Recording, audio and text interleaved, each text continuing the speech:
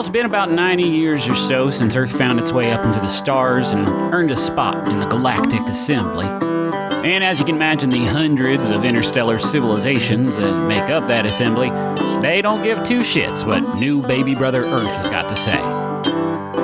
And yet, certain parts of our culture have become in vogue throughout the galaxy. Most of all, our music. This is the Adventure Zone.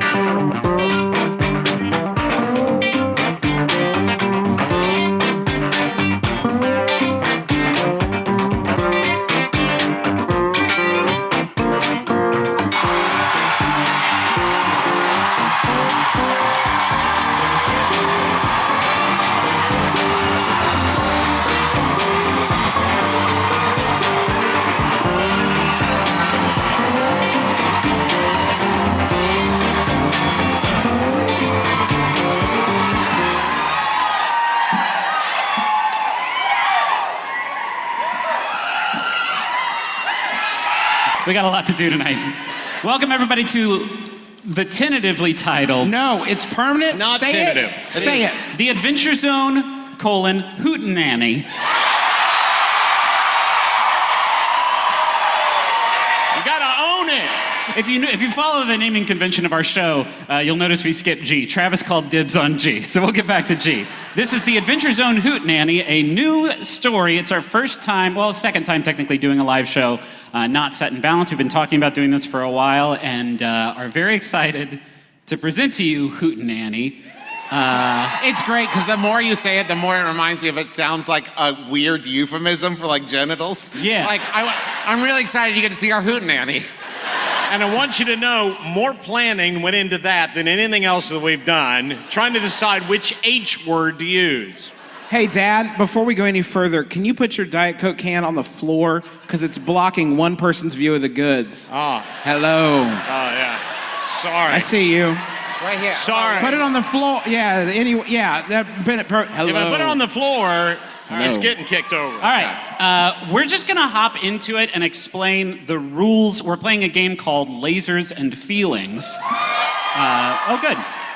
Which, by the way, I want to thank my friend Amy Dallin, was the person who suggested it to us when we were looking for a game. So thank you, Amy. Yes, so... And John Harper, who created it. Yes, Yes. we are... In a tribute to the Double Clicks, a fine organization of music. Yes. If you're not familiar. Anyway.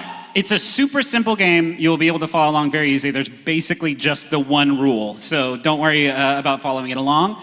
I mean, anything else that we need to... I'm going to try to stop winking, but the makeup makes me just want to move this one eye. Yes. Two other things. The idea for this whole sort of game and universe came about when somebody said the words together. I forget which one of us it was. Space Opry? Yeah. And we were like, that's good shit. It was me. Space Opry. Think about it. Also, Lasers and Feelings, it makes you roll to randomly generate what the story is going to be. So if it seems weird... It is. Let's begin. Last week, the three of you received the letter that every performer of Earth music hopes to one day receive. Your invitation to the big show. The Interstellar Opry Festival Station, a traveling superstructure that brings the biggest names in human music to a new planet every week. Anyone lucky and talented enough to perform on the Opry finds themselves an overnight success in that sector of the galaxy. Nobody knows who owns and operates the festival, only that week in, week out, the show goes on without a hitch. To the delight of the various civilizations that make up the Galactic Assembly, you've received one such invitation, but there's a catch. You're just the openers, so... you have to pay for your own way out there. Oh. All right, before we go further, I thought we'd settle on the Grand New Opry. I thought we loved that joke, the Grand New Opry, because it's in the future.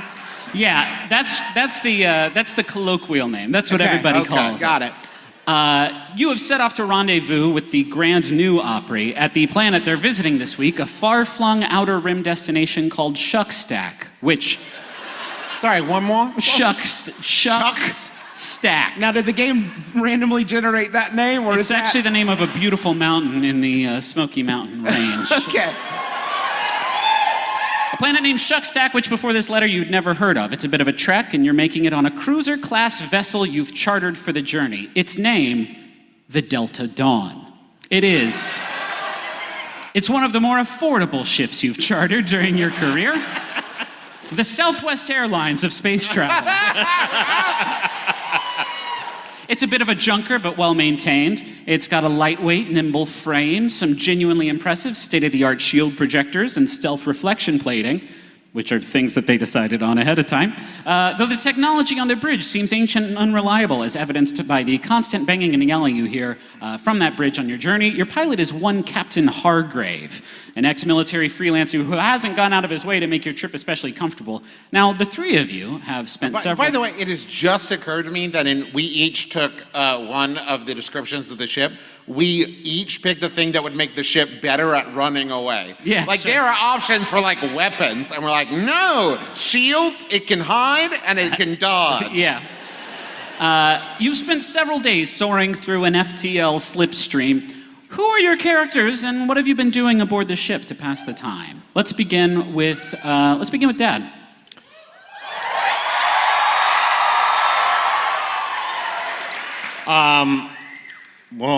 My character is Benedict Eugene Esseret. He goes by Benny Jean. Wait for it. Benny So the Jean name is Esseret. Benny Jean Esseret. Keep going. Yeah, no, I didn't think. It's nerd shit, y'all. I don't get it. We told Dad, I said, Dad, we're going to be doing a space, and he was like, I'm doing a Dune thing. And we were like, okay, he's doing a Dune thing. Benny Jean is from the planet Maracas. Because it's Arrakis and the, okay. Okay, you don't have to explain all of them. Well, I don't think anybody here's read Dune, so. What? Thank you. And the main export from the desert planet Maracas is a spice that enhances your sense of rhythm. And Benny Jean is from the royal family, and he's a big time guy, but he just wants to be treated like everybody else. He doesn't want any special treatment. I love the idea of a superstar solo alternative percussionist. Your albums are just like, and people are like, this is my jam. And they love me in New Branson. Okay, so. Travis, who are you playing? Oh, and what's he been doing on the ship? Oh, what have you been doing on the ship? Let's see. Returning emails. Okay, fair. I think Was it's that- was I supposed to Evocative. No, Come, enter into my dad's world. it's Amazing. When you actually answer emails while you're in the FTL slipstream, they arrive before the email. That would work very well for me. Yes, it would. All right, Travis. My character's name, Shoots McCracken. Okay. And Shoots McCracken is an android. Right, I figured. Who originally was an arcade quick draw machine. Right. That was like a robot that you drew against. Right. But he gained sentience because of his deep desire to play stand-up bass. Right.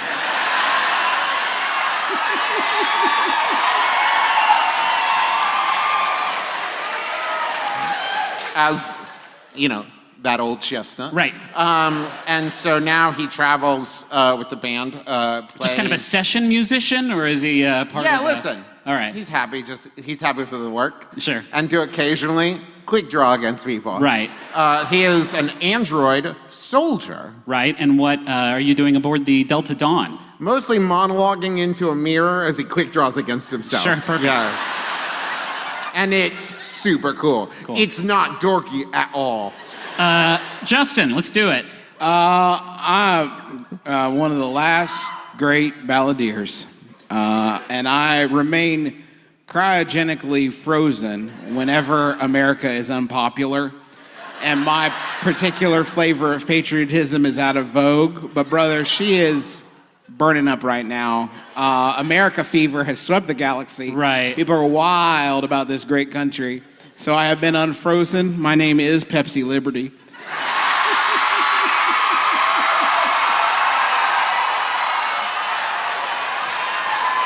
Yep. You can see why I saved the name for last. Right. As a co-host, I love it. As a younger brother, it makes me mad that you consistently create the best characters Yeah. in the show. Also, deeply conservative, so just heads up. Now you feel bad for cheering. Yeah. Yeah. What are you doing on the ship, Pepsi? Deep in prayer.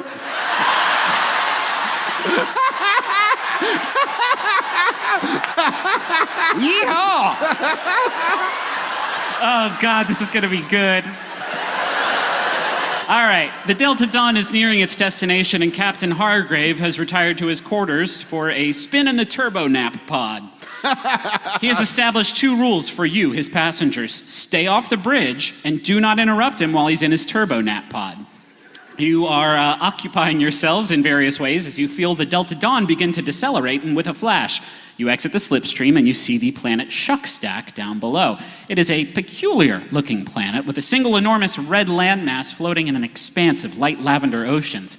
You see a single cluster of lights gathered around what you assume to be the metropolitan heart of Shuckstack, but you also see another ship, about a stone's throw away from your own, orbiting the planet. And you've never seen one like it. It is a bizarre diamond-shaped structure with bright green, like circuitry pulsating across its hull. And that circuitry flashes as the Delta Dawn approaches it, and then you hear a hail incoming from the bridge. What do you do? We got to make character choices. Yeah, so this is still a role-playing game. Okay. Shoots is heading towards that bridge. Okay? Because he rushes in. Yeah, Wherever- sure. Oh, no! No, you promised. You promised. You said you'd wait 10 minutes. Yeah. Pepsi and Benny, what are you doing? Well, I think Benny would go look at the monitors Okay. and kind of see what's shaking. Okay. Bacon? Pepsi? I'm real deep in prayer. Okay. Dear Space Jesus. Benny, since you're like reading the monitors to get a read on what this ship is, let's do our first roll of the game. So, in Lasers and Feelings, here's how it works. Each of them has chosen a number between 2 and 5. They are going to roll 6-sided dice based on one of 2 stats, lasers or feelings. Lasers, you would roll for anything that is sort of cold and calculated and scientific, and also lasers. If you're shooting lasers, you would roll against lasers, and you would try to roll below your chosen number. So for instance, Shoots has a 4. That's Travis's number. He would want to roll below a 4 as for lasers, and it would be a success. If you rolled Feelings, which is anything just raw passion or intuition, basically the easiest way to break it down is Feelings is Kirk, lasers is Spock. This is a very Star Trek inspired game. If you're trying to do that, you want to roll above your number. Pepsi has a 2, so all Pepsi needs to do is roll above a 2 when he rolls against Feelings, and then it's a success. If you roll your exact number, then it's Laser Feelings, and we'll cross that bridge when we come to it. So just to catch up, 2, 4, 3. And 3. So you are rolling lasers. You want to roll below your number, which is a 3. You get 1 dice just for basics, and I don't think you would be skilled in this. So I think it's just the You've 1. never looked at a monitor before in your life. Let me see if I understand. You want me to roll a low number. Correct. Yes, 3 or below. I love this game. Yeah. Okay. What a great game. All right, here we go. It's a 5. All right.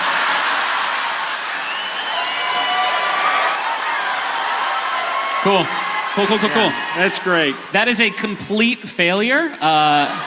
You've great start. You've taken a little bit too long to answer this hail, so they ping you again, and you sense their annoyance because you also see a very small green light come flying out of the diamond, and then it plunks against the hull of the Delta Dawn. I've stumbled into the deck at this Okay. point. I've just remembered I'm supposed to be a dangerous explorer, so I want to get into the action.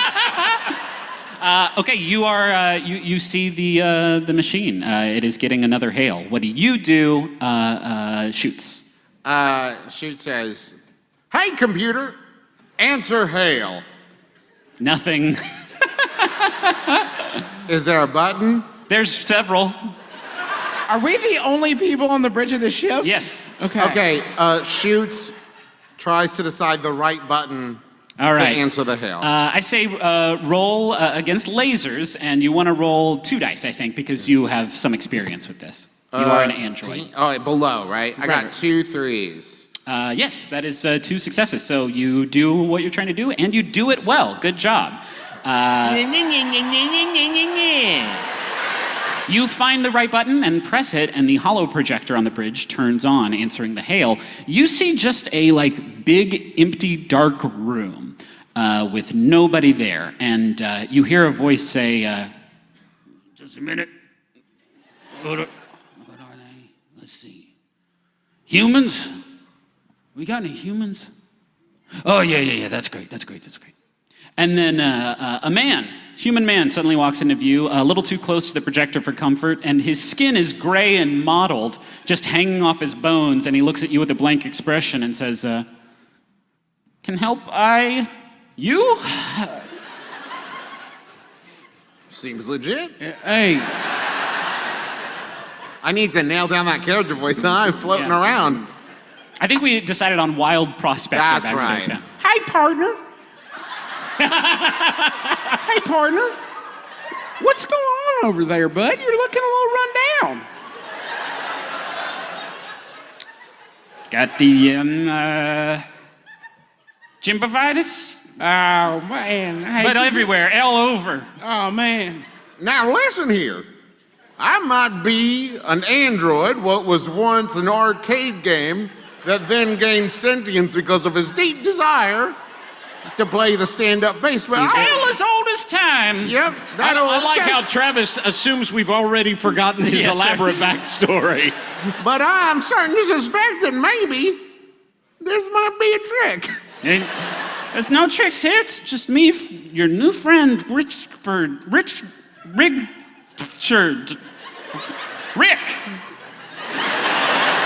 Hey, partner, let me ask one more time. What's going on over there? And I'd like to roll about it. Okay, yeah, I think could. your intuition is kicking in. Yeah. You roll 2 dice, I would say. I don't know that you're prepared necessarily. This is feelings. Yes, right? you just have to beat a 2 a 2 because I'm very good at feelings. and really bad at lasers. really so bad at lasers. That's 2 6s. Yeah. So if we have 2 successes, I did it well. Yes. Good job. You know that something is wrong. You also see Rick turn his head to the side as if to talk to somebody. And you notice something. You catch just a flash of it, just for a second. Hanging off the back of his head is this bright green bioluminescent slug, about the size of your forearm. And you see it wriggling and pulsating. And then Rick turns back towards you and says, "Yeah, it's Chuck Stack is closed for renovations. So gotta go." I think between that and him seeming tense, I think Shoots is going to prepare for battle. Okay. What are you doing over there, Benny? Well, in my experience, not that I've lived that special a life, nothing special about old Benny Jean, but I've seen this before. All right. You have? Yeah. This is something Where? that happens all the time. It does? Well, now, in our neck of the woods, in our neck of the galaxy, we have these people show up all the time. And they are, and my daddy, he was like the king of our planet. I don't know if I mentioned that or not. Sure. A few It's come times. up, Yeah, yeah. a few times. My daddy used to always say, "Son," and I always believed in what he said. He said, "Son, if you ever see somebody with a green worm hanging out the back of his head, you need to run like a scalded dog." You just. Hey, listen, partner, that was nothing. But I love the idea of getting out of here. Actually, sorry guys. I need. We gotta check your ship for contraband. So, We are contraband. Yeah.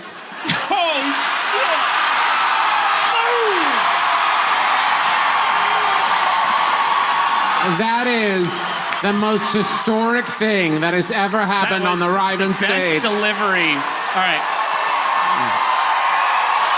All right.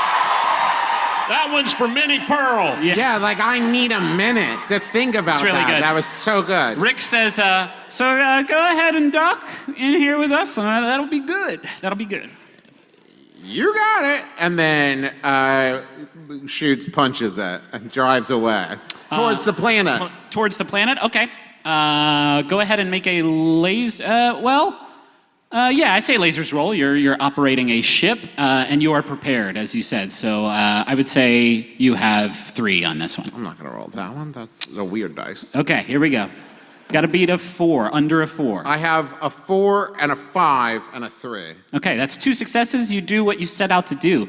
You start flying towards... Now I could call laser feelings there because I matched the 4. Oh yeah, so But when you roll your exact number, it's called laser feelings. And you can basically spend that success dice, because it counts as a success, to ask me a question about what's going on.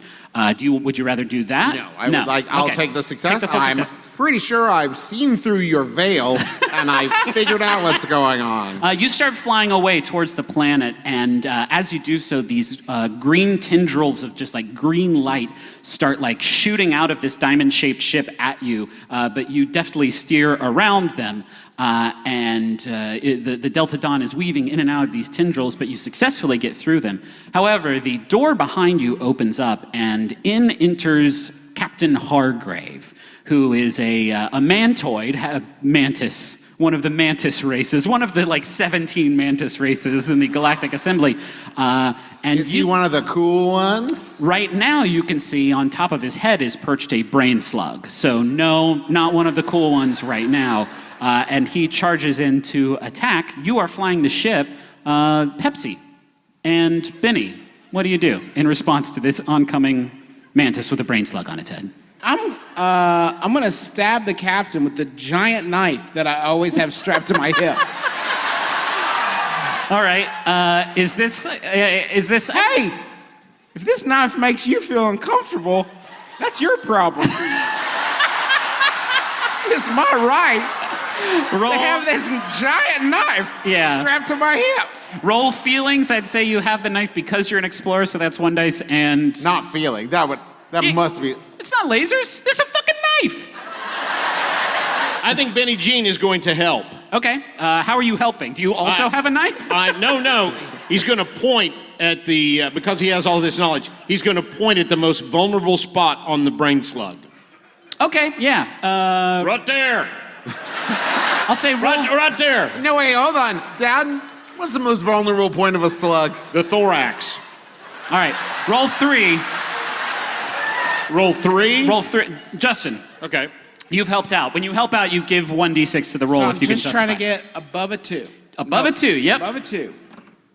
That's 4, 4, 2. Okay. count that as a That's an extreme success, Unless you want to spend it. unless you want to spend that to ask a question. Yeah, I will actually spend that 2 to ask one question. Now, if you get 3 that succeed, it's like a critical success, and you get to decide what happens next. Yeah. Of these 3, you know what? With one of those, though, rather than get a critical success, I'm going to use my laser feelings. Yes. Because I got an exact 2 to ask: is it possible to remove this slug without killing this cat?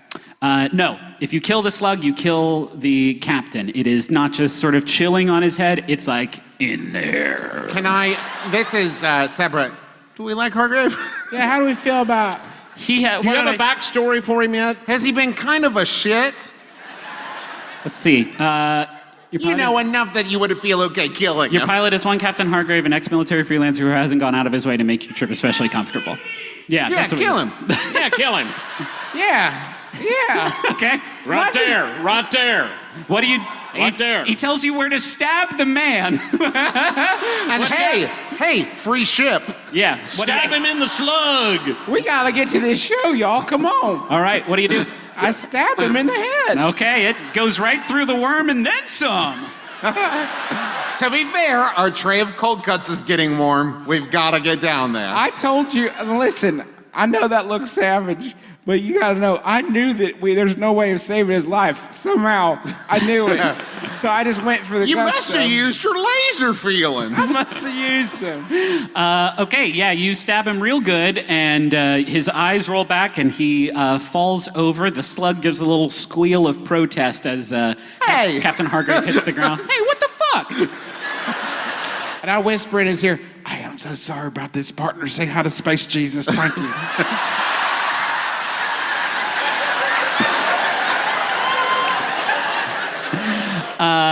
As he falls, you get the sense that your knife in his brain did something to his nerves, and he pulls the trigger on the gun he was holding, and a laser bounces around the bridge comically for like 30 seconds before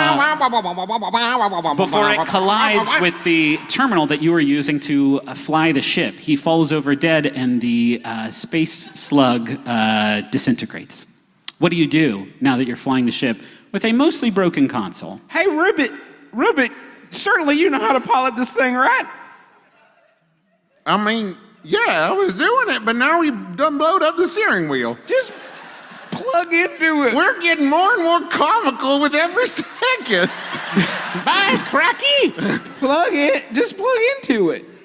Plug into one of the holes of it with your finger. And make some beep, bop, boop, bop, boop Hey, I'm noise. not a- Hey, you know what? Both of those things is offensive. Hey, I'm sorry. First of all, hold on. Stop this plane. I don't say beep bop.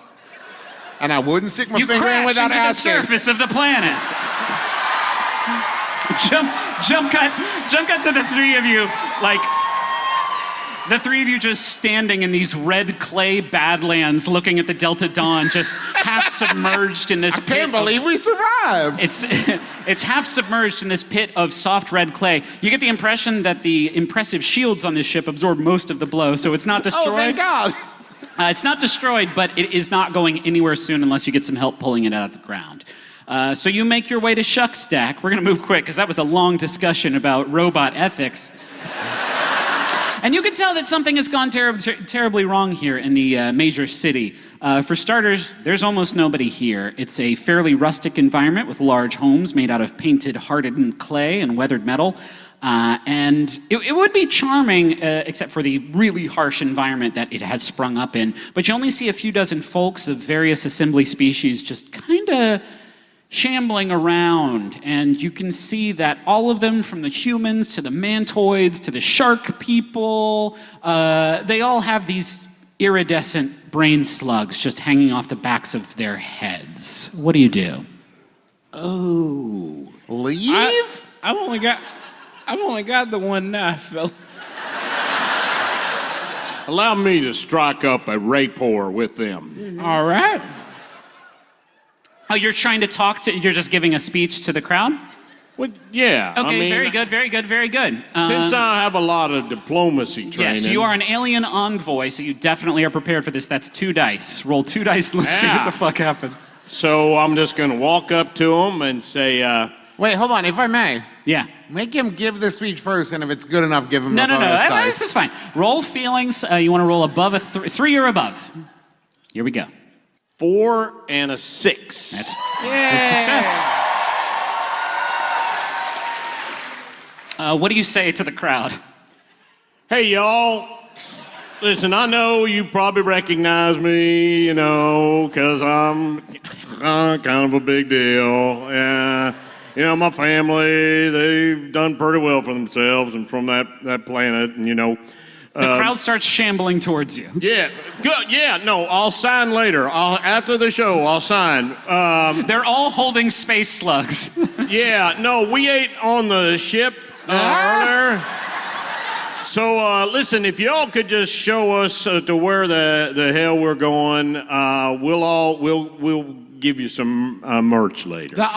The Grand New Opry is not on this planet, correct? It is. Oh, it is stationed on this planet. This We're is where you're coming crushing to it. rendezvous. Yeah, you're killing it. Question it. Here's since you rolled a success on that, here's what I will give you. A woman, an undulin woman, another one of the species as part of the assembly, just this just gazelle-looking woman with horns and a brain slug, walks up to the three of you, and you can see she has these like gear-shaped devices in her hand, and really quickly she slaps them on the three of you, on the backs of your heads, and a hard light projection of a space slug appears, a fake space, and you realize she also has one, and she says, "Oh, don't worry, y'all, got him, slugged him, real good, totally cool," and the crowd dissipates, and she turns towards you and says, "Who the hell are you guys? Are you here from the Assembly I'm Corps?" Shoots McCracken. My name's Pepsi Liberty. And I think you know who I am. Is that Benny Jean Ezeret? Damn. I can't go nowhere. I think I'm going to change my character voice. I thought, I guess you're not from the Assembly Corps. That's Benny Jean Ezeret right there. I've been trying to hail them for days. What are you doing here? We're a band.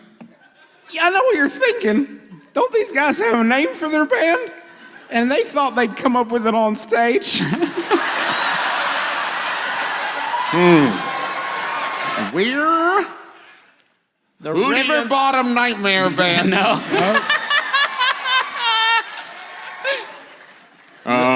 We're the Wiggles. Nope. No, Is that? Well, I was thinking of the Slugs. the new Wiggles. The new Wiggles. New Wiggles. Wiggles 2.0. I'm guessing y'all are here. I really can't stop doing this damn voice. It's so good. I gotta put it. It's something we gotta be able to put on merch. We can't put Wiggles 2.0 No. on a T-shirt. Nobody would get it. If y'all are We're band, Shoots McCracken and the band. okay. I'm guessing because y'all are musicians, you're here for the Opry. Hell yeah. Well, I think you're gonna have some trouble doing that right now. Wouldn't be much of a story if we didn't. She says, "Yeah, I went to bed like a couple nights ago. Everything's hunky-dory. Opry just landed, playing outside. The whole town's getting ready for the festival. Next morning, the whole town has these slugs on their heads. Starts arming themselves to the teeth and heading out on hover skiffs over towards the Opry. Starts mounting attacks trying to breach the hall. Have you ever heard of such a thing?" How did you avoid getting converted? I'm a bit handy with some hollow projections and most other tools. I run the tow truck here in town. Well, it's more of a mech, but I run the tow mech here in town, and so I know my way around a doohickey gadget and what have you. My name's Dolly, by the way. I got yours because you won't stop saying it. So is that DOLL-E? No, it's with a Y. So, Well, again, I'm thinking merch. I'm thinking T-shirts. yeah, I'm afraid y'all's big debut on the Opry's got to get put on hold for a minute. Well, listen here. The Space Boys have got to. What do you think? No, I don't think so. No, We got to get to that Opry and play. Space Horny Boys. The Space Horny Boys. the Space.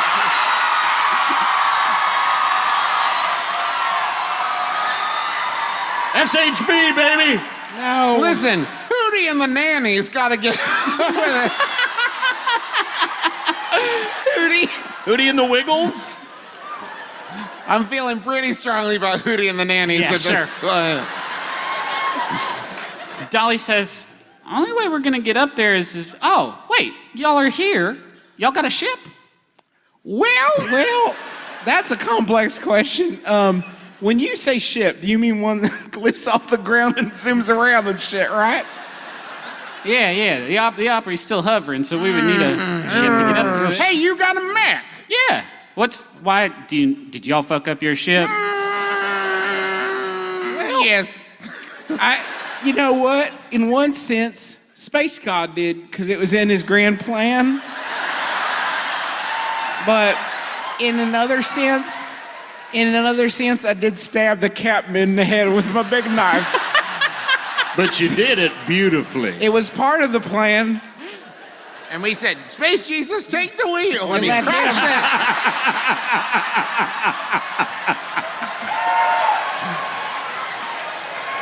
What I'm saying is there's no bad guys here.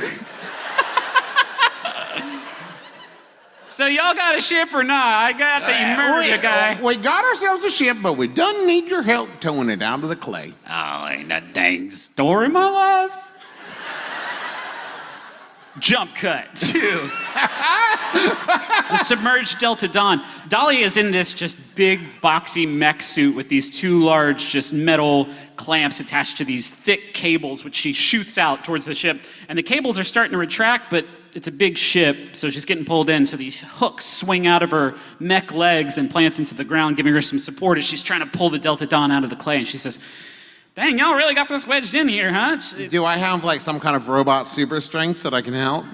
Do you have robot super strength that you can help? You are a sentient arcade game. That would be a weird I feature. rolled a 4 and a 1, but I'm gonna use my 4 to ask, do I have robot super strength? Oh, that's great. Because all I have to do is answer it. No. Okay. I choose not to help. Yes. Do I have robot super strength? Apparently not. Okay. She said, You die. she said, no, it's just gonna take me a few minutes. Y'all stop trying to use your robot super strength. It's embarrassing. My toe mech has robot super strength. That's what it was designed for. Isn't it just robot regular strength? Yeah, I guess so. You hear a sickening slurping noise as Dolly tries to pull your ship out of the clay. And then you hear another noise, a rumbling from beneath. And then you feel it, too. And then the clay just off the side to this the pit that your ship is stuck in starts to bubble up. And Dolly looks over at it with alarm. And then a 10-foot-tall, two-tailed, scorpion-like beast Quick draw. bursts outward, shrieking at your party, sending acidic spittle flying in all directions. I'll say you're prepared for that. I quick drawed. All right. Wait a minute. There's the band name. Acidic Spittle. All right, that's not bad. I feel like that gives a promise we can't deliver on. Yeah. Roll 2d6. 3d6, because yes. Oh, no. Oh. Sorry about your Sorry Yeah. about your hootenanny, Dad. A 5, a 6, and a 4. Yeah, that's 3 successes or 2 successes. I'm on gonna the go with question. 3 successes. All right, that's a critical success. Wait. Why? I thought you had to roll below for lasers. No. Wait. Yes. Yes, Yeah. below for lasers. You're right. That's 3. That's 1 success. Or you can ask a question. I'll take that 1 success. Okay. It's a mixed success. How do you shoot this thing? What's that look like? Everybody, by the way, Lasers and Feelings includes inventory, a uniform with built-in vac suit for spacewalks, a super sweet space phone camera communicator scanner thing with universal translator, a variable beam phase pistol set to stun usually. Yeah, I'm gonna say that with the mixed success, I hit it, but it's on stun. No, I'll decide what the mixed success is. I hit it, then I quick draw from the hip, pew pew. Right. Don't want to see my hand on my hip yet. Right. We can all agree. Where are you Where are you aiming for? There's lots of aimable I places. mean, I'm aiming for the head. Okay. Yeah, you hit the head, and I think it just scorches off one of this thing's eyes. And it gets really pissed off when that happens, and it spits some spittle towards... Where's the success part of that mixed success? You blew his eyeball off. Okay, thank you. You're welcome, I just said it. Well, when you said scorches off, I thought you meant like glances off. But now I realize that doesn't make any sense. Some spittle lands on your spacesuit and burns a hole in it. You can no longer use it in zero-G vacuum. I'm an android. Yeah, you're probably okay there. It gets really pissed off after he does that and starts charging toward Dolly, because in her mech suit, she is the biggest sort of thing here, with both of its tails dripping this bright red venom. Pepsi or Benny? I have an idea. Okay. Great. Act on it. Music hath charms that soothe the savage breast. So, But, well, okay, a few things. One, we're literally under attack in this moment. Are you monologuing? Or are you my dad, Clint McElroy, who is talking to me? I can't good. tell anymore. all right, he is going to play one of his solo album cuts Right. to try to calm the beast Oh, and shit. soothe him. I hope it's... Yeah. Oh, No, I gotta no, roll. I want it to be. How many do I roll? Well, -1. definitely, you get the 1, you get the extra if you're an expert in this, and another one if you're prepared. I think you're always prepared to bust out the tambo or the maracas. So am I doing this to roll under 3? You are trying to roll for feelings, you are trying to roll over 3. Over 3. Yes. That would be a 1, and a 6. Yay. Which one did you want to hear? Okay. No. All right. Shoot. Okay.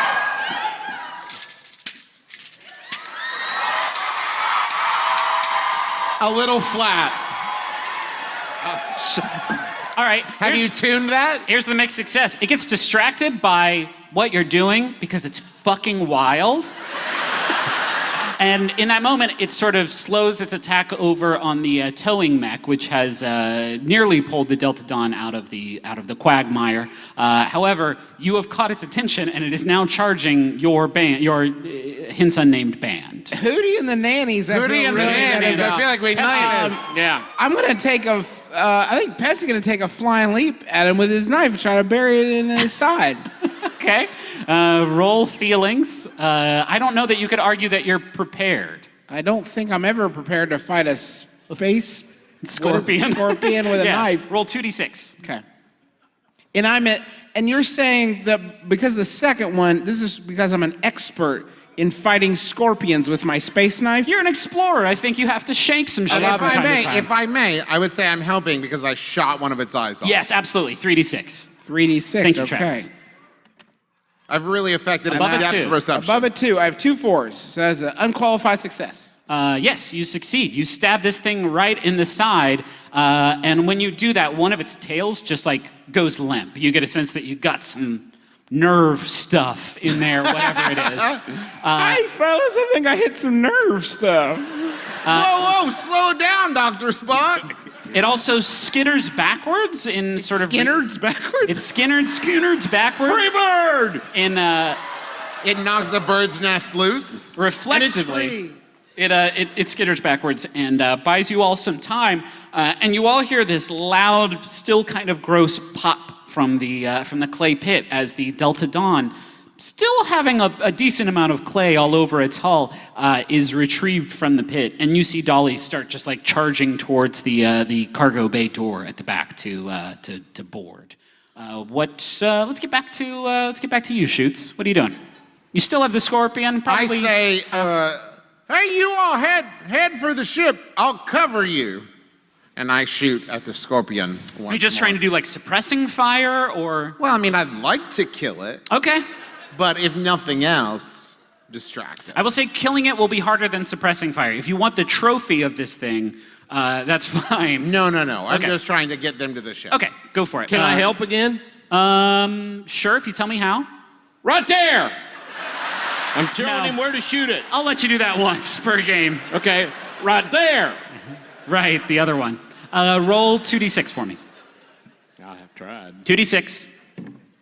A 5 and a 2. That's one success. One success. Yeah. So I think I shoot its other eye. You have distracted it, right? And you have bought time for Pepsi and Benny to get to the ship, which by this point, Dolly has pried open the cargo bay door with her big mech and gotten inside. The two of you following suit after you attempted to help out Shoots. Has she pulled it out of the goo? Yeah. Yeah. Oh yeah. Yeah, I make a run for it. Okay, you two have boarded the ship. Shoots, you distract it and manage to get it away from the ship a little bit, but its one surviving tail, it jabs right into your left shoulder. You are an android. I'm an android. You're an android, but it doesn't hurt, but your left arm is starting to lose. That ain't my shooting hand. Okay. Is it your Feeling. bass playing hand? Oh, shit! We're gonna I'm need that. ambidextrous! You still need two to play Gotta bass. have 2 to play bass, my friend. It's a computer base. You, now Benny and Pepsi, you see your well, not friend, but bandmate, maybe Hey, friend. don't make that decision for them. Pinned down outside with a scorpion tail buried in his shoulder. You do Wait, anything? hold on. So the scorpion stings me, and then it just stays there as we both look at each other? We're in bullet time, Travis. Okay. How long have these guys been together? You tell me. I mean, are they buds for life or like, what do you I'm just trying to gauge I don't know if they're like session music. Okay. Is the, You know, as a leader of men, Yeah. I don't think we should leave him behind. For one thing, the song we got playing is pretty heavy. We need that bass. And I'm the only one with a gun. Dolly, you know something about ships, right? Activate the lasers on this son of a bitch. All right. Clip, clip, clip, clip, clip, clip. There's no lasers. There's a shield, a cloaking device, and it's nimble. Run into it. Yeah, blast it. Yeah, run into it. Make it roadkill. Slowly, in a way not to break the ship. This is asking a lot, I'm realizing. Shoots as I'm yells, saying. get close enough and I'll grab on. It's got shields. Oh yeah, that's a good point. I'll turn on the shields, run into it. Activate the shields. That's cool. She flips on the shield, and the scorpion is half inside of it when it turns on, and you see it just cut in half and just fall to the ground. It is mere inches away from Schuttz's face when it turns on, and she says, "Oh shit! Oops! Shit!" And she turns it off, and the scorpion has been cut in half. Yay! Say it. Say it. I solved my scorpion. I said shields. You helped, yes, definitely. The Delta Dawn, after a few sort of false starts as it tries to burst the clay out of its engines, finally gets airborne. Who's flying this thing? Oh, it seems like Dolly is. I don't think she's like... She took a lucky guess there. I don't know that necessarily Schutz is using the backup terminal to pilot the ship. Okay, it's not quite as good, but yeah, go ahead and roll. Yeah, it's a backup terminal. It's got left, up, and down, but not right. Roll You lasers. gotta make a big a big circle if you miss it. 3 left turns. Roll lasers. Roll 2d6 against lasers. You want to roll under a 4 or 4 or below. I rolled a 3. Okay. Yeah, you get there. It takes you a while. That's the drawback. It takes you a bit. But it's time to recover. No. Fuck. Does anybody have Android repair experience? Hey, listen, I don't know a lot about repairing androids, but I'm gonna roll a dice on it anyway, see how it turns Yeah, out. roll lasers. It can only go bad. Roll 1d6, and you have to roll a 2 or below. Maybe I can help by saying, sew me up. All right, I pick up a wrench and I'm just like poking into it. And here's what happens. Oh, I roll a 6. It's unimaginably just so bad. He jams a wrench in there, and you hear like a pop, and your arm just falls completely off. That is Wait, so falls appropriate.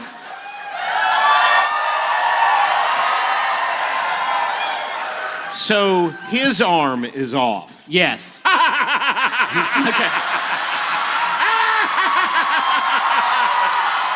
Not so fun, is it? I mean, it's a collaborative game, Clint. I don't... You're holding the rudder or whatever when one of your arms falls off, so you make a quick turn to the right and then correct. You now are flying the ship with just your one robot arm, still your shooting arm, so it could be worse. As you approach the Opry, you see it. It's a few miles away from the main city here in Shuckstack. And it is just this massive construct. It is mostly just like this big saucer-shaped deck, just this one single bright metallic deck with a large transparent retractable dome covering its top, through which you can see the enormous amphitheater where all the performances take place. And there's this big long antenna just hanging off the bottom of it with engines scattered hither and yon, keeping it up off the ground. And the Delta Dawn picks up a signal from the shuttle bay, and you are relieved as automated docking procedures commence. The ship sails in sideways and comes to a sudden halt in a large chamber that, through the bridge viewport, you can see is devoid of life, but is chock full of these hastily parked hover skiffs. And you see a handful of small Roomba-shaped robots who quickly approach your vessel and begin scrubbing up the clay that you've just plopped everywhere when you land. Nice. So nice. And Dolly says, let's be careful out there. We don't know how many of them slugs made it up onto the station. Yeah, I agree. Hey, if we could just take a second, I'd love to put my arm back on. You gonna do it yourself? Yeah. All right, roll. Listen, only one of us is good at lasers, and it seems to be me. You, as a former, again, sentient arcade machine, would you say you have experience attaching robot android parts? I will say that I had self-diagnostics as a computer, Griffin. Okay, yeah. I want to help too. I want to say, hey, listen, whatever you do, don't poke a wrench there. All right, roll a 3d6. Can I help I feel like too? it'd be 46. Go for it. Can I help too? Because I want to, ask Dolly, since this is her area of expertise, to just give him some guidance on how to reconnect his arm. Dolly says there's a big difference between mechs and androids, man. Like, I just want to say, neither one of you thought I'll hold the arm in place. Which would have been super helpful. But let the record show no one's doing that. okay, right. Yeah, roll 4d6. It gets Look lasers. like? I pinned my arm Are between you a screwing it wall. back on with your dick? I leaned against the table real hard. Wow. Oh, and I'm going below a 1, a 3, a 1, and a 1. Yeah, you fucking. Wait, it's bigger than it was before. Yeah, that left arm is now. You don't know what the fuck you touched in there, but your left arm is now swole as hell. Which may still get in the way of your bass playing. Yeah. Whoa! Yeah, you all exit the Delta Dawn. You're now in the shuttle bay with all of these skiffs parked hastily. You see this massive gateway leading into the enormous bazaar featuring these holographic storefronts for merch and food and drinks that have these large suction transit tubes up to the various seating sections overlooking the stage. Off to the side of this archway is a large steel shutter door. Have we seen anyone yet? No.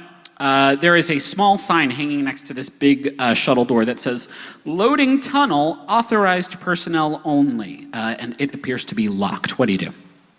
Shoot it.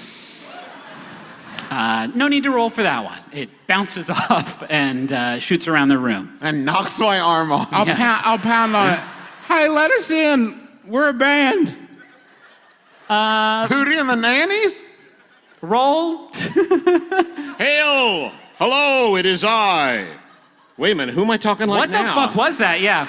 I'll say roll feelings, I guess. You're trying to convince somebody on the other end of the door to... Okay, how many? No, I'm talking to Me. Pepsi, who is... One or two. Am I prepared for? Am I an expert in convincing people I'm in a band? You're in a band, so I'll say yes. I'll say that's Okay. 2. And I'm trying to get Feelings above a 2. Yes, I got a 5 and a 3. Okay. I think you got to do it musically, Juice. I'm in a band. I'll take it. Whoa, only someone in a band could sing like that. You hear a voice come over a nearby loudspeaker, and that voice says, "Yeah, I wasn't born yesterday. I see them slugs hanging off the backs of y'all's heads. Not falling for that one." And also, because you've just yelled, you do see from the bazaar a horde of brain-slugged folks start marching out of the bazaar in your direction. All right, I understand where the confusions come. You want to help us out? Yeah, Shoot? watch this. Whoop, whoop, whoop, whoop, and just wave the hand through the I mean, I don't know brain slug physiology. They may Okay, be- but you understand how matter works, right? Dolly's still with us, right? Yeah.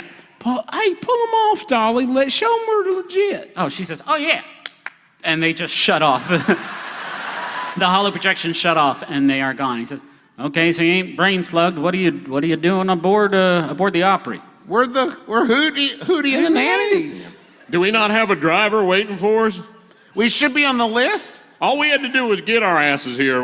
Somebody should take us from there. Have you checked the list? I never heard of Hootie and the Nannies. Hold on. What? And you We hear just came up with it. you hear papers shuffling, and he says, "I have an untitled country western band That's opening up." it. That's it. All right. Yeah. Please open the goddamn Table door. for 3.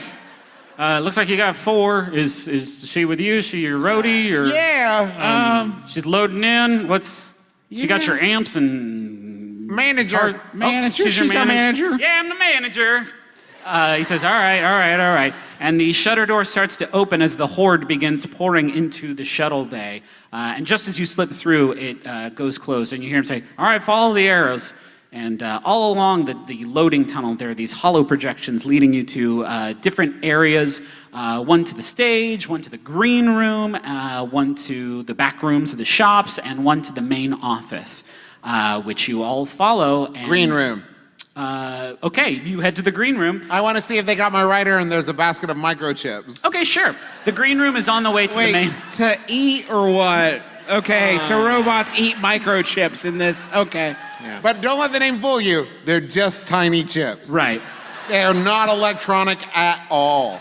The green It's room. just a fun name. It's just little Lays. It's just little chips. You know that and so they're many times different flavors. You know, Don't so worry. many times they're like, "Oh, we were supposed to get microchips." I'll just fucking smash them up. They don't know.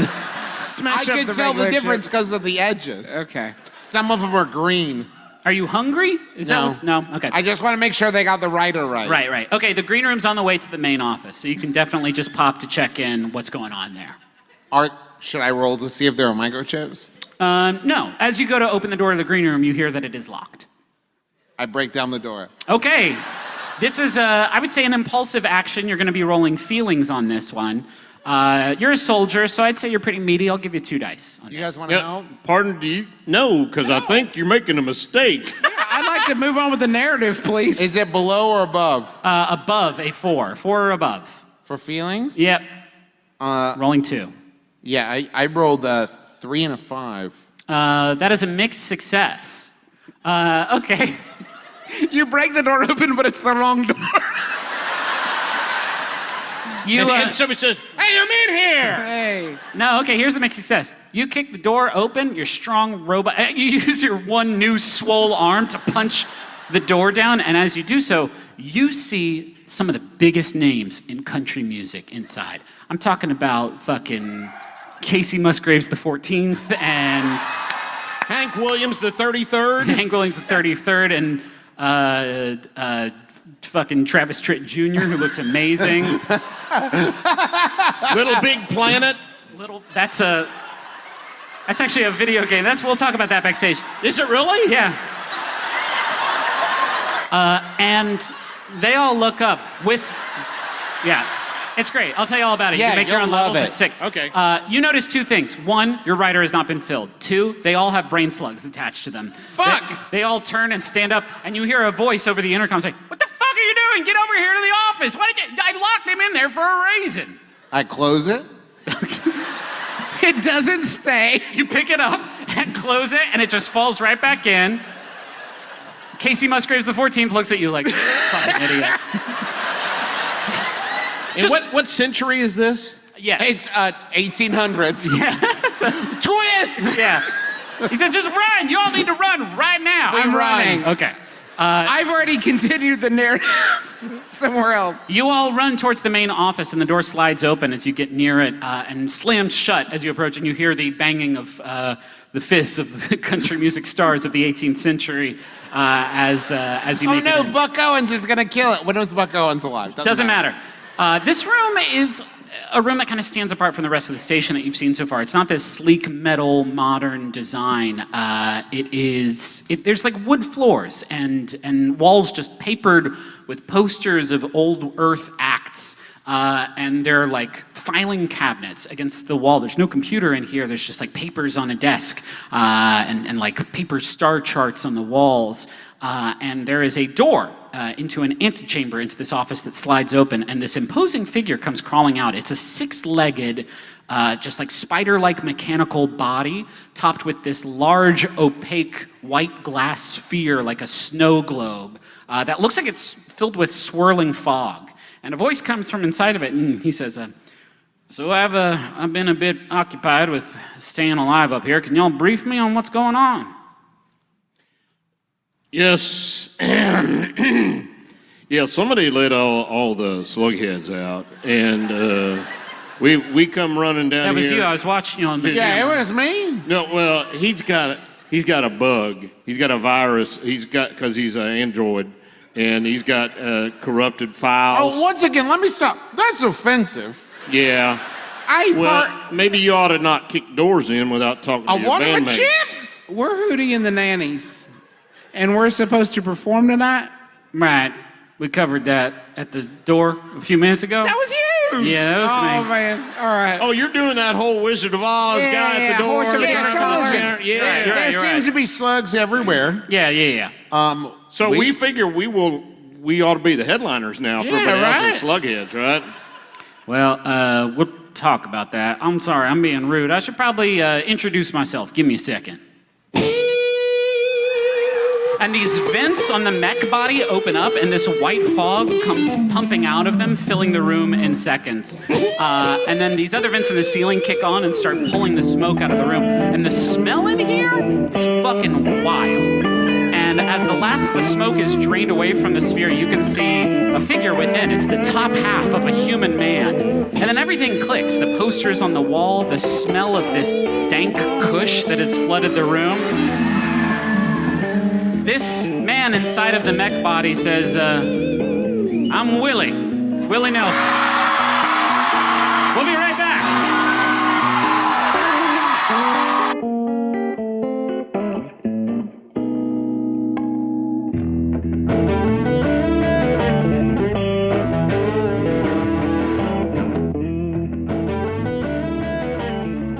Hey, this is Griffin McElroy. Right now, I'm just your best friend. No other job titles. Really very excited about that. And thank you so much for listening to the Adventure Zone Hootenanny. I did this one quite a while ago now. I want to say like May or June. In case you're missing some context, we performed on the Ryman stage, which is where they did the Grand Ole Opry. Hence the whole Space Opry aesthetic. I can't remember if we actually said that in the show. Anyway, got a couple sponsors, couple programming notes. Let's get to it. First one is Squarespace. Squarespace is the website platform that you use to, it's confusing, right? But it's not confusing. It's a good service, but you don't surf the web on it.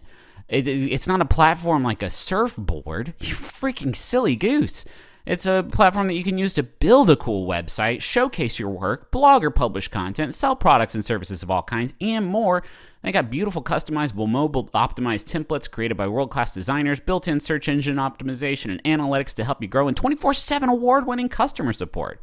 Folks, that's just a lot of business. That's a lot of great business.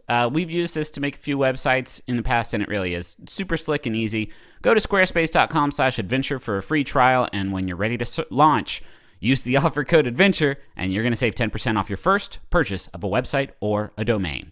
Also want to tell you about Quip.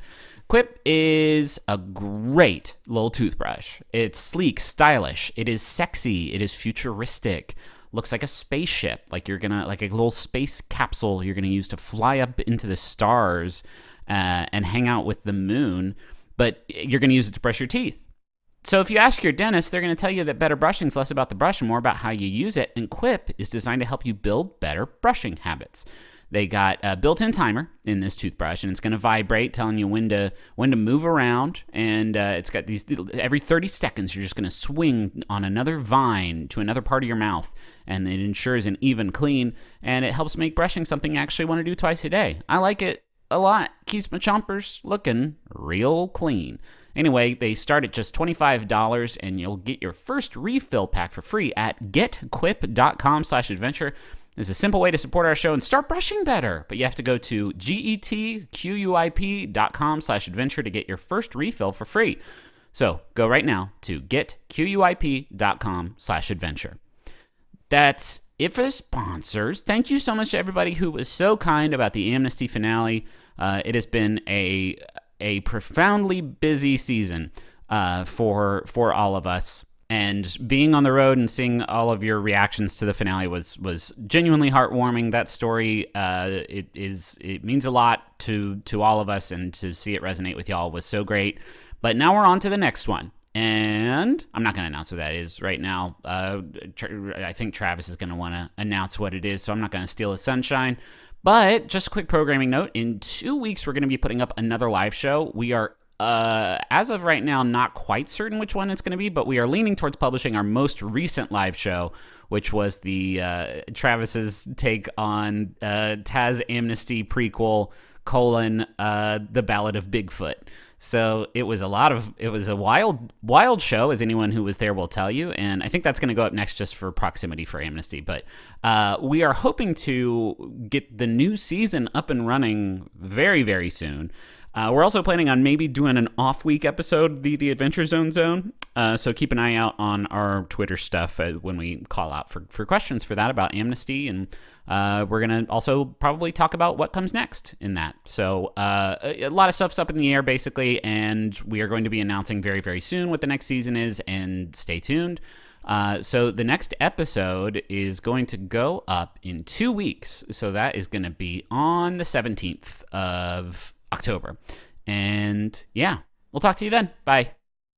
Hey, actually, it's Griffin again. I forgot to mention. At the end of this episode, we sang a song, and we did it, and we practiced it for about 25 minutes before we performed it live on stage at the Grand Ole Opry because hubris is our sin. The song itself is great. It's by Future Folk, who were kind enough to let us use it, even though Dad forgot to credit them while we were on stage. So the song is by Future Folk, great band, made an incredible movie, The History of Future Folk. Real good tunes, and yeah, check them out. And yeah, that's it. Okay, now I'm gonna let you get back to the episode. You have been warned. Macho Man to the top rope. The flying elbow. The cover. We've got a new champion.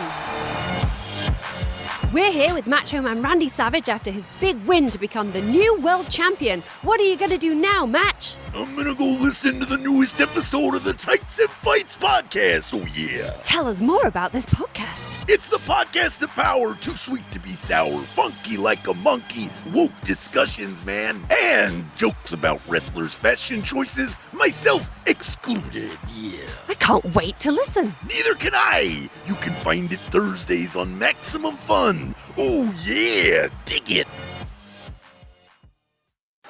Holy shit, Willie Nelson! Yeah, that's right.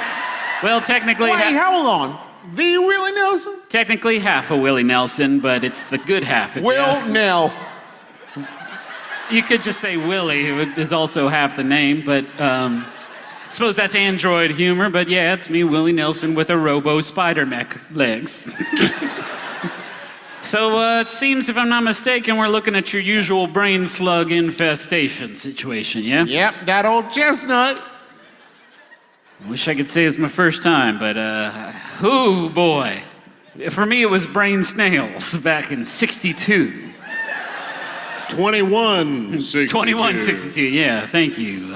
What's your name, partner? Is that Benny Jean Ezra? Yes, oh man. That never gets old. So, Hootie and the...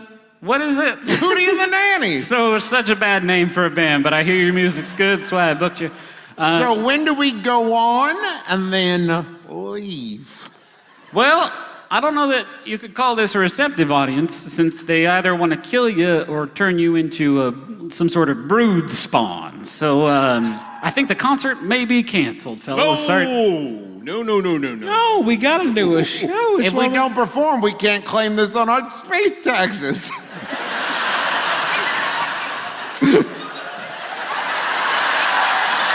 stupid. It's a stupid thing to say.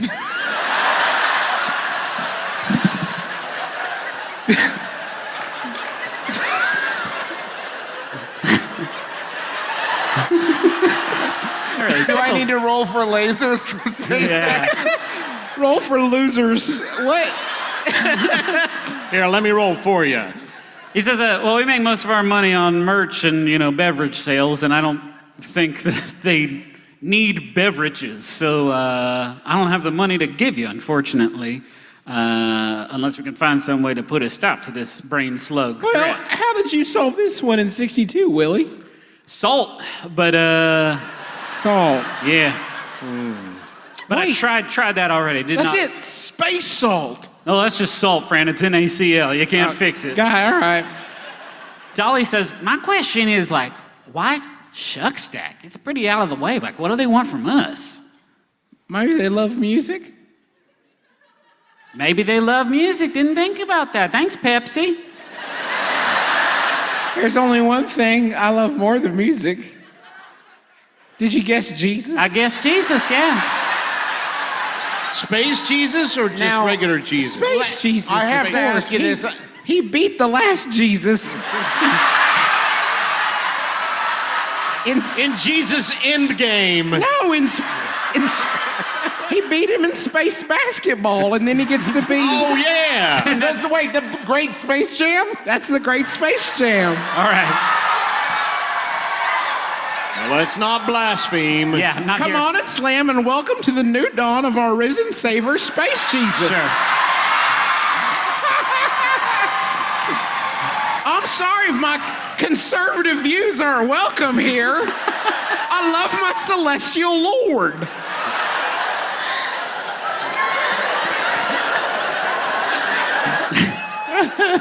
Mecha Willie says, Here's what I'm thinking.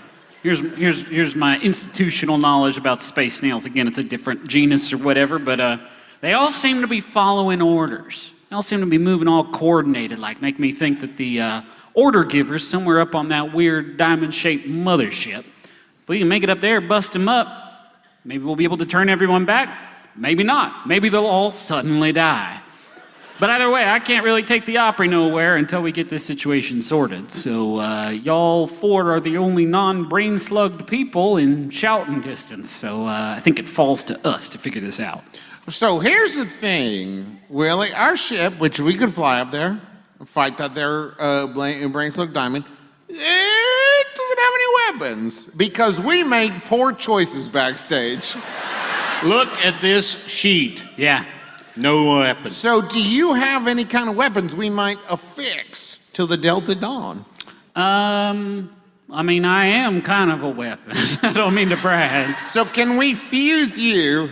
Weaponize Willie Nelson. Some kind of smoke screen house. Possibly. I tried to make an escape attempt here on the Opry, and that thing's got these weird green tendrils whipping me right out of the sky. So I don't know that any my humble mecha body is going to be much of a threat against this thing. I mean, we don't have to blow it up. We could, get it from the inside out if we could find a way on board. Like the power of music. That seems to be where most musicians go just from the start, and I gotta just let you down gently here. Music's not going to solve all your problems, son. Take it from me, the real Willie Nelson.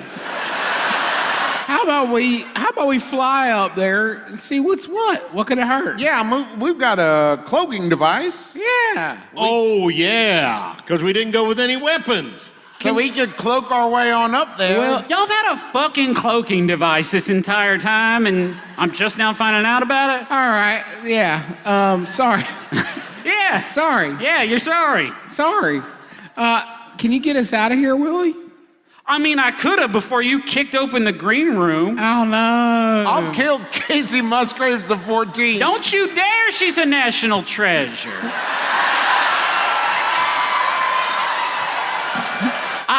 I Griffin got upset about that, so don't fucking even... we can either just try and, flying V through the lot of them, or... Oh, wait. Let's take the back door. That there he is. Roll... Wait a minute now. Do we know whose ship it is? Do we know anything about the big green diamond ship? No. You know that a man named either Richard or Rick tried to intercept your hail, but you have not... Wait a minute.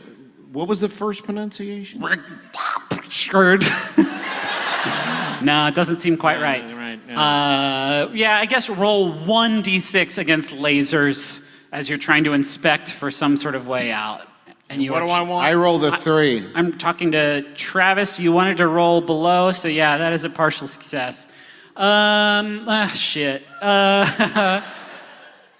He says, shit. I don't think you should be able to roll to bend fate around you, right? That doesn't seem right. You have found a event that will be able to get the 4 of you, including Dolly, out, but Mecha Willie Nelson will not be small enough to get through the vent. You will have to leave Mecha Willie Nelson behind. The audience has turned against you so quickly. We'll come back for him. You know what? Whoa! I bet we could stay in touch with him on our fancy schmancy communicator scanner, super sweet space phone camera. I got a Nokia, man. It's not going to work with that. Well, if it's super sweet, that way we could still have the character involved and wouldn't have to take him. It's up to y'all if you want the audience to stay on your side or not. All right, he's fine. Yeah, he's fine. We'll just leave him a phone. Okay. All right. We're not committed to these characters with no merch or nothing. You can hate them all you want. Although there I'll could be. I'll run comms for you. I got powerful satellites built into my thing so I can try and scan the ship, give you some Built intel on into the my go. thing. Built into my fucking, my legs. My legs got radar dishes and shit. I don't know, man. Listen, That was great planning on my part. I'll be real honest with y'all for right now, and I'm not gonna bullshit you because we're in a whole heap of trouble. I'm mighty high right now. This is not a good time for me. Ever since I've enclosed my torso, arms, and head inside of a big glass ball, I've been able to hotbox it real powerful. But listen, you got a Willie Nelson guarantee I'll do my best. Okay. And I go out the vents. All right? Yeah, I follow. All right, you all make your way out the vent. Hey, y'all made it out the vents yet? Yeah. Yep. Yep, we're on the vents. We done did it. Y'all on the ship? Yep. Yep, on the ship. Made it safe. No problems. All right. Ooh, the door is looking mighty weak and fragile. I hope they don't bust in here and tear old Willie limb from limb. Okay. I would like to roll to distract them by blasting our speaker system that I assume as musicians we have on the ship. Okay. To try to distract down to the hangar bay. Sure. Roll. This is a scientific solution for this. I would say roll 2 laser. Below a 4 or I below. rolled a 4 and a 6. Okay, that's a partial success. I will take 1 success. Okay. Here is the mixed success. You do so. And these brain slugs, they are not like the sharpest slugs in the drawer. You know how you keep slugs in the drawer? And you organize them from sharpest to dullest. And so the crowd starts marching towards you, and that gives Willie the opportunity he needs to come through the door. And you see him climbing on the ceiling of the loading tunnel, and he makes it to you. But just as he gets into the cargo hold of the ship, he says, "I thought y'all were leaving me behind. What a weird reversal of fortune." You see some of the people diving at the ship, and you have some hangers-on as you take off. I stab them in their fucking heads. Okay.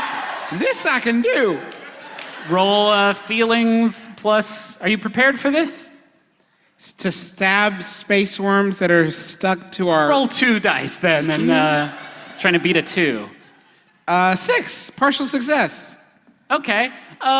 You go on a stabbing party. There's 6 of them, and you stab, and you go into one of your many, your stabbing rampages. A stabbing fugue. Your stabbing fugue state. And the door shuts, and nobody got inside, and you're pretty sure you got all the brain slugs. Oh, no. What? That means I didn't. But you all take off on the Delta Dawn. And are you flying again there, Shoots? Sure. I think you have enough experience now. I'm not going to make you roll for it. Okay, then yes, I am. Cool. You all managed to take off and fly away from the Opry and the whole of Shuckstack, leaving it in your rearview mirror as you approach the mothership. I turn on the cloaking device. Well done. It's engage. No, I turn it on. No. As a robot, I seduce the cloaking device. Hey. Now, it says specifically on the sheet that is a feelings roll. Seduction. Well, right, yeah. okay. Shit. Wait. I'll give you, listen, you're a robot, I'll give you +1 for that. I think you... And I'm gonna help. I don't want you to help. I don't want you to help. I don't either. I've heard you talk dirty to plants. I'd rather take the failure. Roll 2d6, 4 or above. I got above? Yeah. I got a 5. Okay, partial success. The voice You is can like, see half a ship. No, we look like a bird. You look like a... you look like a seagull. And so just like the people on this mothership are like, the fuck? That's pretty high up for a bird, right? Can birds fly? Probably not. Right? Whatever, man. It's a dedicated bird. Birds breathe, right? I don't know either. I'm a slug man. Okay. I guess birds breathe.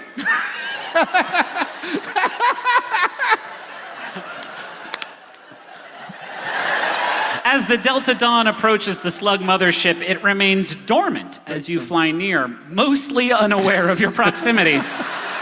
Massive exhaust port on the side of the ship opens and closes in a rhythmic pattern, and you easily make it through and land your ship inside.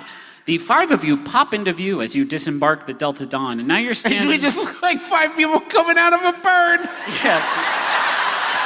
It lays one big holographic egg that hatches with the 5 of you inside. And now you're all standing on this hard light bridge spanning the length of just this enormous, hollow, just exhaust chamber that comprises almost the entirety of the inside of this huge diamond-shaped ship.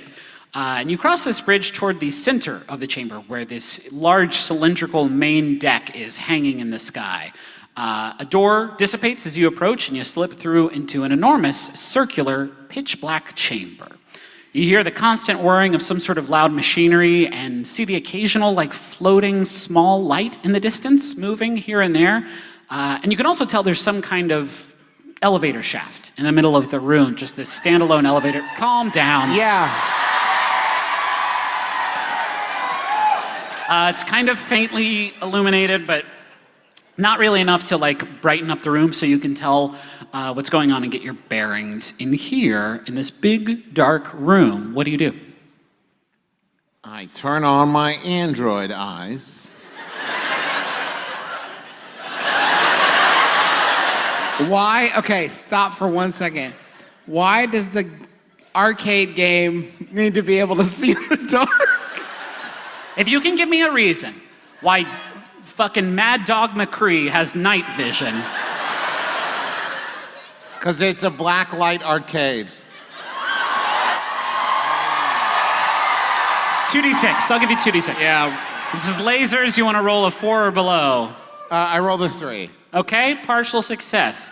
Here's the partial success. You turn on your eyes.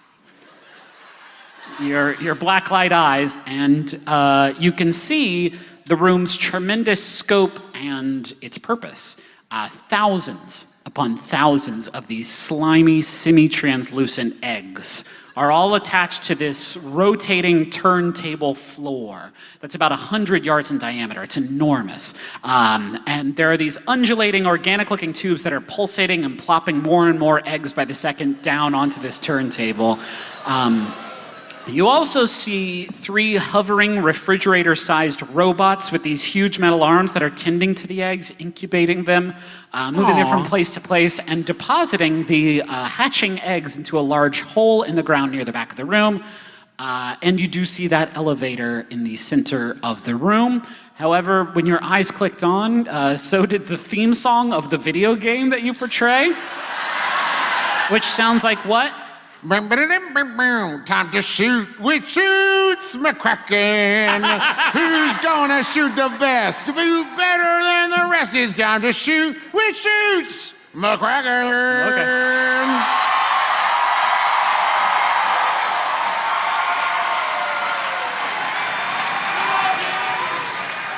Good.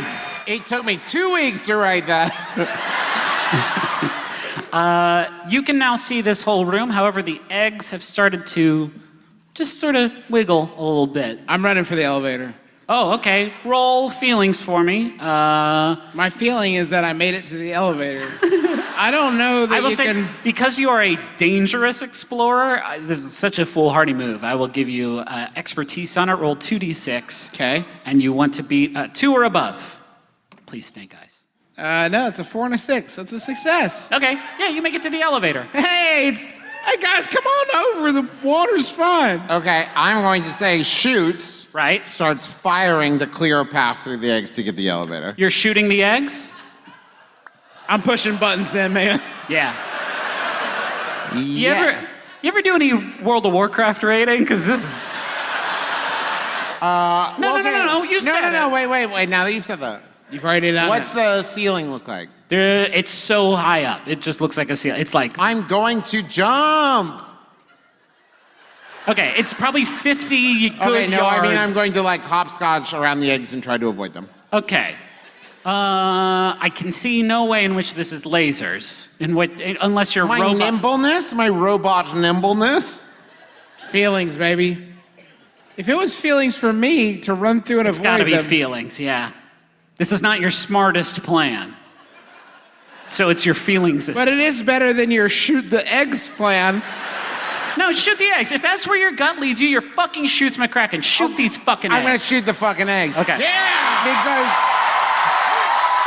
here's my justification. Here's my logic that Griffin will have to argue with to prove me wrong. If I saw a chicken egg hatching and I shot it with a gun, Yeah, it's done. would then the chicken attack me? You're good. Go ahead and roll 2d6, trying to get a 4 or below. I rolled a 3 and a 6. Okay. Yeah, you start blasting eggs like it's no big deal. You massacre hundreds of these slug babies, so that's cool. How does To be Pepsi... fair, yeah, Pepsi's fine with it.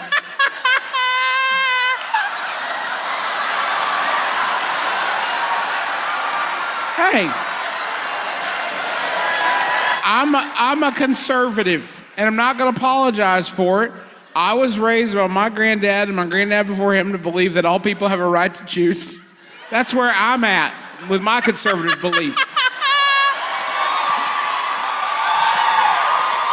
And I believe, I'm sorry. I'm not going to apologize. I believe that marriage is between a man and a woman, or a man and a man, or a woman and a woman, or a man and a non-binary person, or any combination on the gender spectrum. I wish I could get alongside your conservative beliefs, but I just I'm can't. sorry, my conservative beliefs tell me, or a man and another woman, any combination of consenting adults that want to get married, or if they want to make the choice to not get married, that's fine too.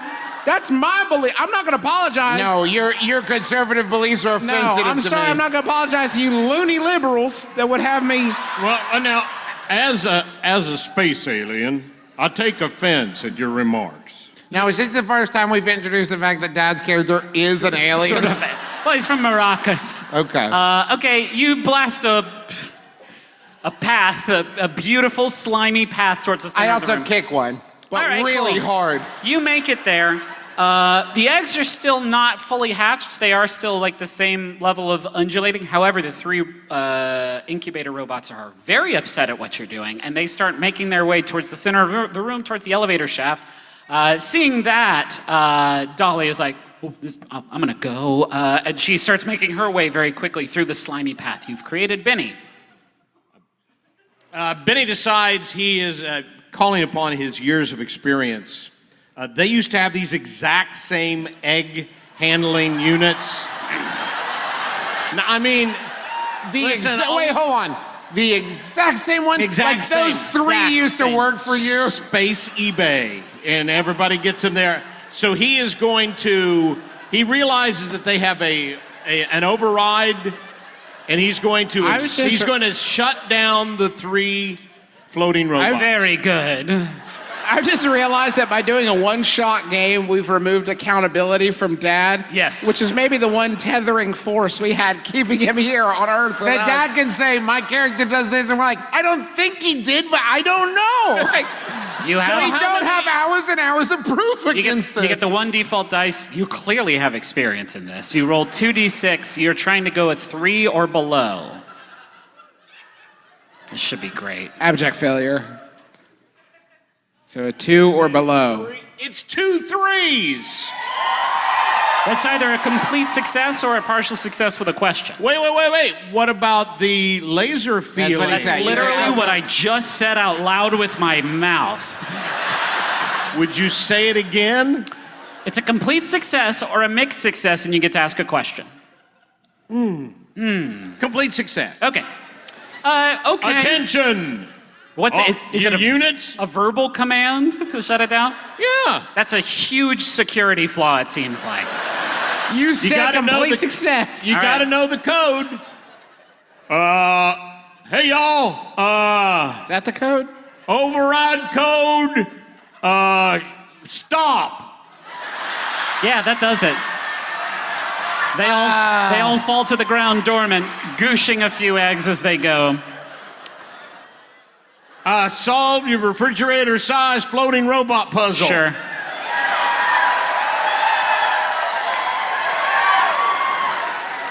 You all make it to the elevator and head on up. In record time. No problem. The elevator shoots upwards as you all ride it to the top, nearly sending you crashing to the floor, but it slows as it approaches its terminus, where the walls disappear to place you in what you assume to be the bridge of this ship. It's another large circular chamber. Lining the walls are dozens of these pods, like your standard turbo nap pod, but not quite. And they are all filled with some sort of green goo, and suspended inside of them you see different brain slug wearing species from across the galactic assembly. In one of them you see a human who you recognize as Richard from before, who you assume has been here a while. And at the command station for the ship here on the bridge, you see this enormous, hulking slug being. It's not exactly like the brain slugs that you've seen so far. It's got these 4 huge arms coming out of this big slimy torso, which is connected to those egg transporting tubes that you saw down below, and they're just pumping them out of its body and down through the floor. And it's reading a huge magazine, which it looks up from and says, What's the magazine? It's Billboard. And the big slug says, "Oh, dang, what are you all doing here?" We came to put a stop to your shenanigans so we can do a concert, which now that I say it out loud sounds a little wild. Yeah, we've come to murder you, I guess, or ask you. so we can play music? I'm gonna ask you politely to head on out so we can do our show. Wait, you know what? Let me try again more forcefully. I'm gonna ask you to head on out so we can do our show. Ah, dang, I said the same thing twice. And Try saying it angry, though. So it's like, Say dude at the end. Hi, dude. I'm gonna ask you to head on out so we can do our show, dude. and Shoots lets his hand where his hip be at. Okay. The slug being says, it's a tempting... is that Willie Nelson? Holy shit! Holy shit, I'm a huge fan, dude. Why don't you have a conversation with him? A long conversation where you rectify this whole situation. Oh, man, I'd be too nervous. Fucking highwayman? Fuck yeah, dude. No, he's just people. He's stars. They're just like us. Listen, I appreciate the offer, but no can do. Gonna need control of the Opry, so... Quick draw. Wait, hold on. Leave your hand at your hip. Yeah, to be fair, he just said out loud the word Sure. quick draw. What? His hand did This not slug move. is like, what? Hey, don't just say shit like that, man. What's your angle, partner? What's the plan? Have you seen my fucking ship, man? It's a big glowing green diamond thing. I Yeah? show up to a plane, it's this big nightmare diamond in the sky. It just screams, I'm here to conquer your planet. All right. If I had the Opry, I could Trojan my horse, my brood onto any world I wanted, not just these backwater shitholes. I love the idea. Listen, in concept, I love it. Why don't you let us do our thing, and then let us get paid, and then do it? I mean, It doesn't sound like there's a time limit on it. just wait like 30 minutes. And what are you doing with these planets once you conquer them? Who gives a shit? Like, honestly. There's a lot of planets. No, hold on. Go ahead. Yeah, all right. Answer his question. What, you just rule them or what? Yeah, man, it's my brood. It's All my right, kid. It's all my right. kids. It's my slug kids. I want them to have a good life, good future, and that means having them sort of take over the entire galaxy. So, I don't know if y'all are parents, but when you got kids, your life changes. Man, you're really making it hard to argue against. Because here's the thing, when you watch the nature documentaries, you don't want the zebra to get ate. Thank you. But also, you don't want the lions to die. Exactly, and y'all are a bunch of delicious zebras, including you, Willie Nelson, who I'm still a big fan of. Highwayman, fuck yeah. What if we make a deal with you where you only brain suck and take over shitty people. There's lots of shitty people in the universe.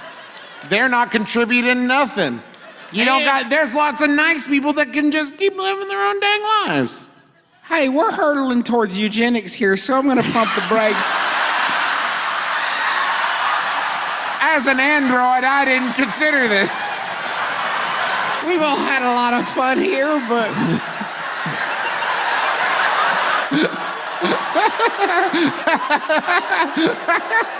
I mean, I like a clean resolution, new narrative as much as the next fellow. Don't think eugenics is the answer normally. In my neck of the woods. I'm gonna need you guys to finish the show. Oh no. We broke Griffin. Hey, partner, can I pray with you about this for a second? This is on my... No, I want to let you get back to your thing, but this is on my heart. Can I pray with you for a second, brother? Space Jesus is telling me, he's kind of my Jesus, and he's telling me that I prayed on you, it's on my heart. If I could just... Roll plus Felix. I'd say this is a 2d6. Okay. And I'm trying to get... 2 or above. 2 or above. I got a 6 easy. and a 6. Yep. That's a success.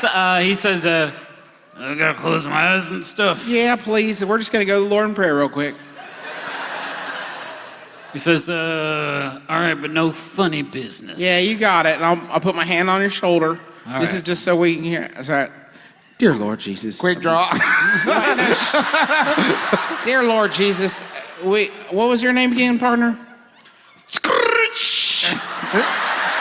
Dear Lord Jesus up in heaven, in all of heavens, in all of space, we ask you to just look down here on my brother Scooch, and we hope that you will grant him the wisdom to see the problem with his plan, and please, Lord, we just ask for your blessing and his healing from the knife wound that has been inflicted into his stomach.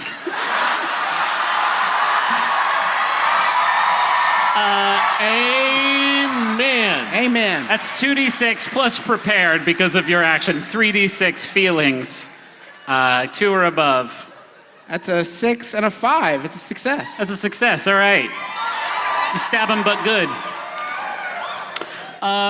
He says, I almost had me converted there, partner, dang.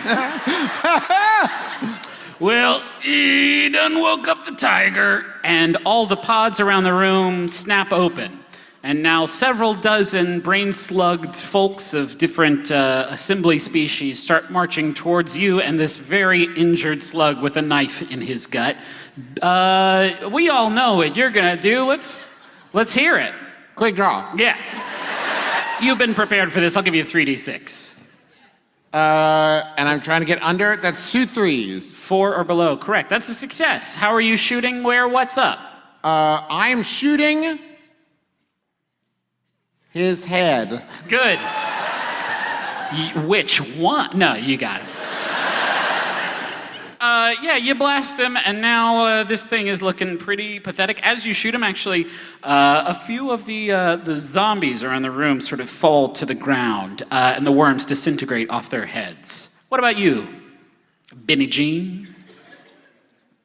How come I don't have a weapon? You do. Everybody has a blaster pistol. Look inside. Look to your right, on your hip. Look down. I call somebody for help. Yeah. No. You have a gun. We all had guns the entire You've time. all It's got established early on that we had guns. So if you can just shoot them with a gun. I don't know. How much Yeah. time we got left? Or you could use your feelings. Shoot him with your feelings. I am going to shoot him with my feelings. What's that look like? I am going to talk them out of attacking and killing us. We shot and stabbed the dude.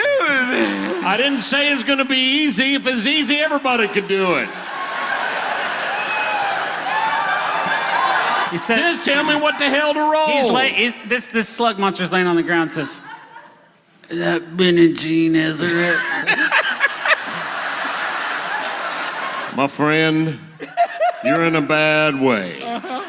And you know what? If you hang on, it's just going to be embarrassing. He shot Wait, me. are you going to talk him into dying? Yes. Benny. You know, and you know what we'll do? I'll tell you what I'll do. You know, I come from a pretty well-known family, and a lot of, Here he goes. we will take care of all your offspring as wards of the. Is he dead yet? Yeah, I didn't even have to roll. You talk to him so long, he just dies.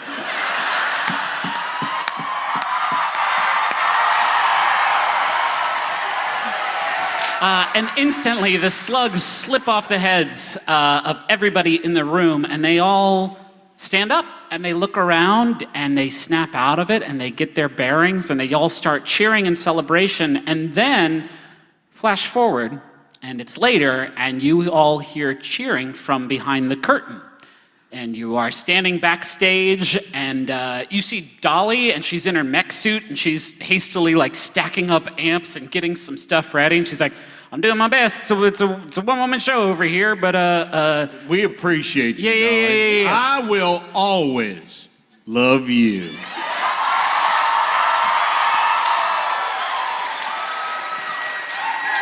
Ooh. Ooh. yeah, I get it." Okay, all right. She bounds off, and Robo Willie comes over to y'all, and he says, "Well, it sounds like they're ready for you. So all my talent is currently sleeping off a powerful psychic slug hangover. So y'all just been bumped up to headliners."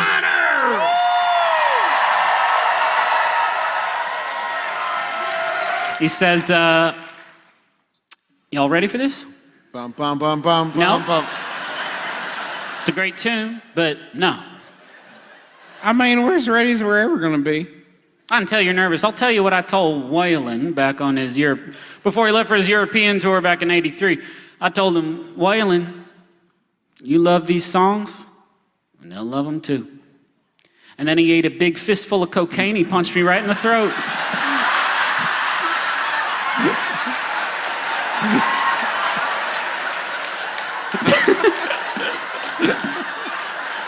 Which is why he sounds the way he does on. You know what? Dukes of Words like Hazzard. that has inspired me. And I eat a fistful of cocaine.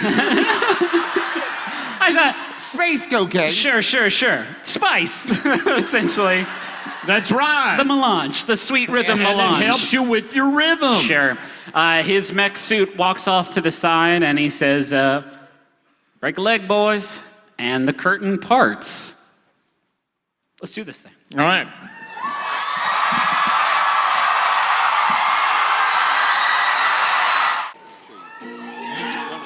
We got to tune our guitar. Hold on a minute. I am doing what's called space vamping. It is indeed an honor for we here of the Hootie and the Nannies to be performing for you. Now, don't forget, our bootleg CDs are available out in the lobby. Bands don't sell their own bootleg CDs. Well, no, we have boots on our legs, so they're bootleg CDs. It is indeed an honor to be the only surviving band here at the Opry. We like to perform an old Hondo ballad by one of the groundbreaking acts of classical country music, made famous on Old Earth Prime pre-Desolation.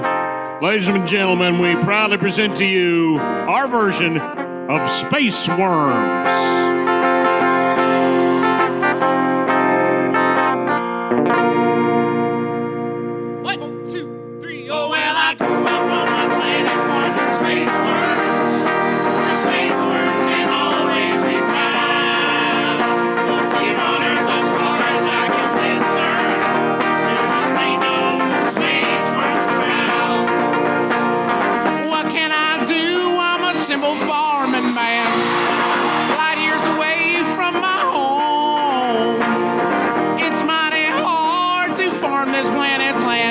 Space worms refuse to grow. Oh, well,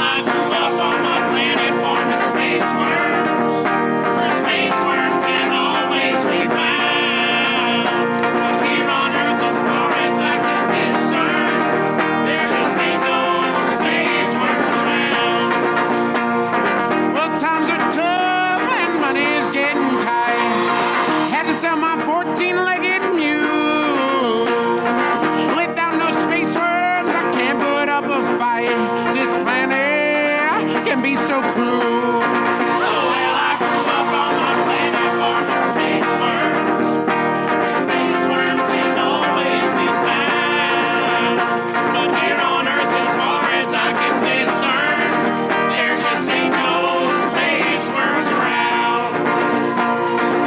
It's been a struggle, but I refuse to stop.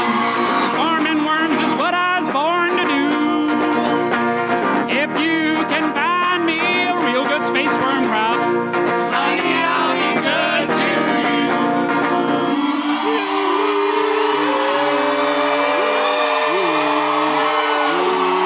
Hold on. Give us a little jug. Give us a little jug. Thanks to Paul from the Earth Band Pollen Store. How y'all doing? All right.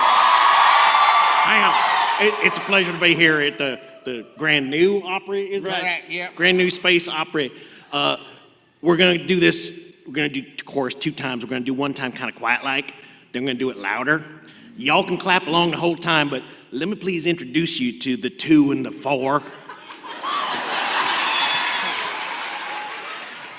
1, 2, 3, Oh, well, I grew up on my planet farming space worms. Where space worms can always be found. Here on Earth, as far as I can discern, there just ain't no space worms around. Oh, well, I grew up on my planet farming space worms. Where space worms can always be found. Here on Earth, as far as I can discern, there just ain't no space worms around. Oh, there just ain't no space worms around.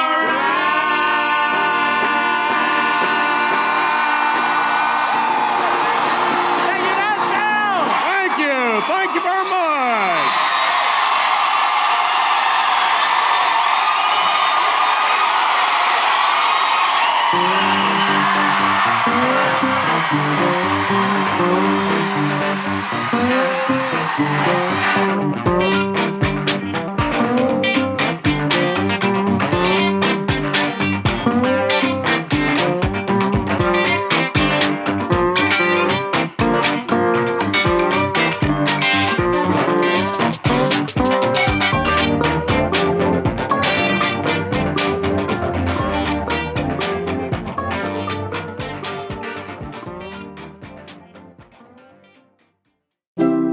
MaximumFun.org.